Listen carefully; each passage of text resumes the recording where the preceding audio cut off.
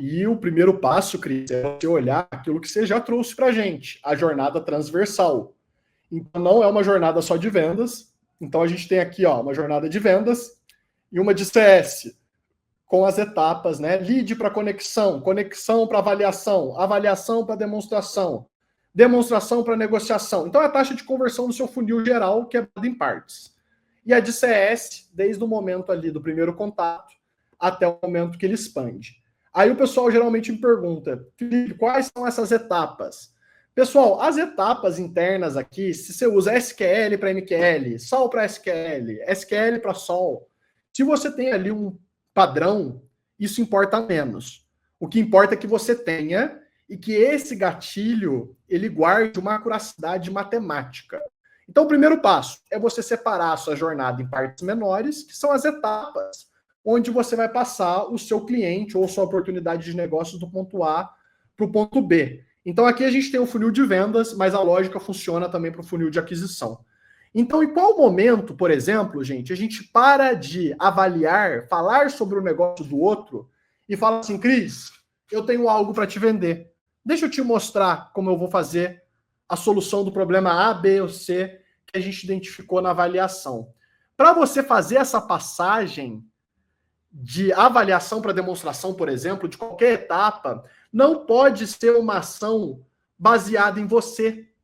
Ah, fiz a avaliação, agora eu vou fazer uma demonstração. Porque aí, gente, no momento da meta, que a meta aperta, você quer acelerar.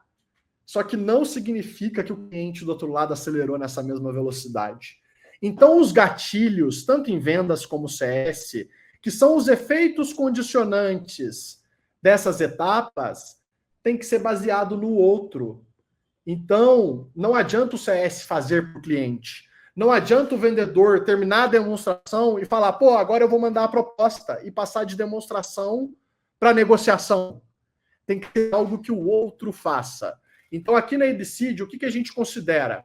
Que para você passar uma oportunidade de avaliação para demonstração, o cliente do outro lado tem que ter sinalizado para você 3 problemas que ele tem e o impacto desses problemas em recursos-chave.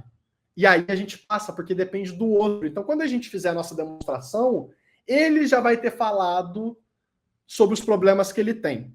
Pessoal, esse exemplo ele serve para dizer que os gatilhos, que são os efeitos condicionantes de uma etapa para outra, eles precisam, ser baseados no outro, ele precisa garantir ele tem aquele avanço para você passar a oportunidade no seu CRM ou na sua ferramenta ali de pós-venda, né? E precisa ser padronizado. Todos os vendedores e CS, eles precisam fazer seguindo uma lógica, porque a gente, como estrategista comercial, gestor de vendas ou founder, a gente vai analisar de todo mundo. Então, se um faz uma avaliação de um jeito, passa para a demonstração de outro, e vai lá e passa as oportunidades sem uma regra, quando você tira a média, você estragou o nosso modelo e estragou a nossa conta. Então, o que fica de lição aqui para vocês é os gatilhos e efeitos condicionantes em vendas e CS precisam ser padronizados e ser usados por todos. Por isso que a gente fala que para vender mais, em escala, você vai precisar de processo, de usar o CRM. E aqui, gente, a gente tem um modelo da Winning by Design que pega o lead para oportunidade, oportunidade para venda, venda para o onboarding, onboarding no health score positivo, para retenção, para expansão. Perfil de cliente A, perfil de cliente B, perfil de cliente C. Taxa de conversão, volume médio. Ciclo de vendas, volume médio. Então, para cada perfil de cliente, você tem o quanto que ele está performando dentro do seu funil de aquisição e funil de expansão. Então, o primeiro passo é você, de fato, conseguir ter uma visão transversal, porque às vezes você vai perceber que o cliente A, apesar de ter um bom ticket, ele não se engaja. E aí, pessoal, o CS retroalimenta o seu desenho de CP. Então, o que a gente precisa aqui, pessoal, como terceiro passo, né? Então, lembrando, primeiro passo, garantir os gatilhos e efeitos condicionantes. Passo 2, garantir que o time faça todo mundo igual. 3, ter uma visão transversal e segmentada por perfil de clientes. Então, assim, a gente vai conseguir entender a nossa eficiência como um todo. E aí, Cris, eu vou até te devolver a pergunta e para que você traga ali para a gente por que o call review, por exemplo, o roleplay, né? Mas principalmente o call review, que é você escutar as ligações e trazer uma tecnologia, é importante para você melhorar suas taxas de conversão, principalmente em volume. Perfeito, Felipe. Eu acho que é justamente esse ponto da gente não olhar só o quanto e o que é feito, mas o como. Porque a gente vê aquele funil e a gente vê assim, beleza, de avaliação para demo, né? O diagnóstico, o discovery para demonstração, solução. Se a gente olha isso de forma isolada, sem olhar o como, a gente mais uma vez está misturando laranja com banana. Porque existe um vendedor que está entendendo um discovery call como fazer meia dúzia de perguntas e já partir para uma próxima reunião de proposta padronizada, e você tem um outro entendimento, que é o entendimento correto, que é descobrir a dor, quantifiquei a dor, conseguir mapear ali as prioridades, o impacto disso, e conseguir esse comprometimento que você trouxe, né, que é o cliente trazer essa necessidade de avanço no funil.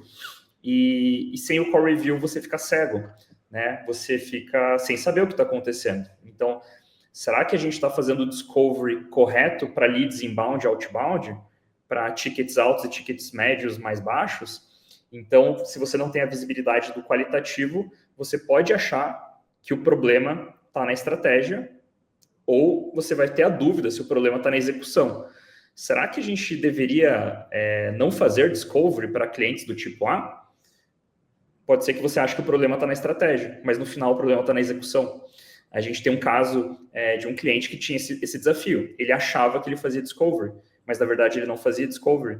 Ele entrava numa reunião de uma demonstração extremamente entediante, que não conectava a dor com solução, e você não convertia. A partir do momento que a gente entendeu o qualitativo via core review, via visibilidade, onde que está o gap para corrigir o comportamento do time, você começou a ter uma solução muito boa. Então, o problema não era a negociação, o problema era o discovery.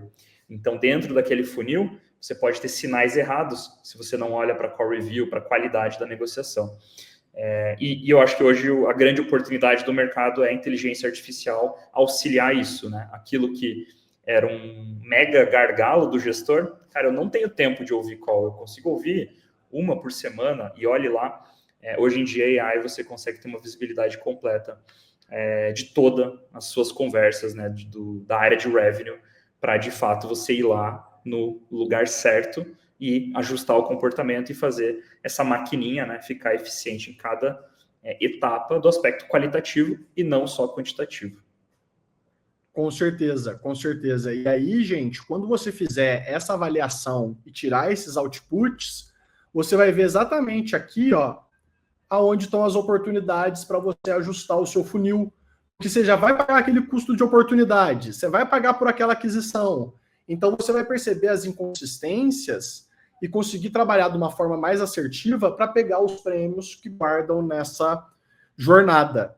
Então, aqui você vai entender os leques de performance, o que o pessoal faz bem, o que o pessoal não faz, e, sobretudo, você vai conseguir estabilizar e preparar para o crescimento.